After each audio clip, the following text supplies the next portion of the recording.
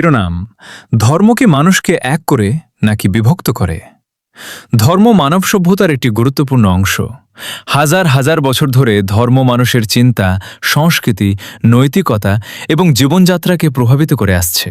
কিন্তু একটি প্রশ্ন প্রায় সামনে আসে: ধর্ম কি মানুষকে এক করে নাকি বিভক্ত করে? এই প্রশ্নের উত্তর এক কথায় দেওয়া কঠিন, কারণ ধর্মের দুটি দিক রয়েছে।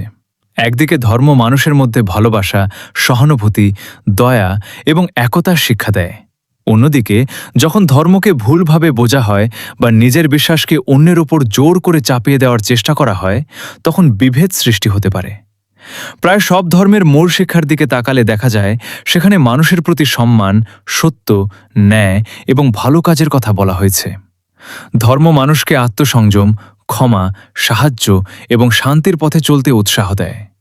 ইতিহাসে দেখা যায় ধর্মের মাধ্যমে অনেক ভালো কাজ হয়েছে। অসহায় মানুষের সাহায্য, শিক্ষা প্রতিষ্ঠান তৈরি, দাতব্য কাজ এবং মানুষের মধ্যে নৈতিক মূল্যবোধ গড়ে তোলার ক্ষেত্রে ধর্মের ভূমিকা রয়েছে।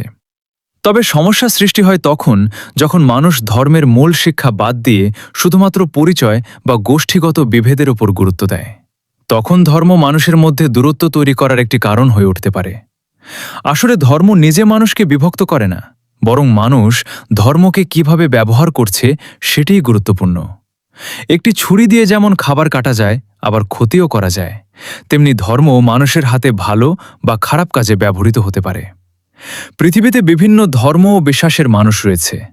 এই বৈচিত্র্যকে সংঘাতের কারণ না বানিয়ে পারস্পরিক সম্মান ও বোঝাপড়ার সুযোগ হিসেবে দেখা যেতে পারে।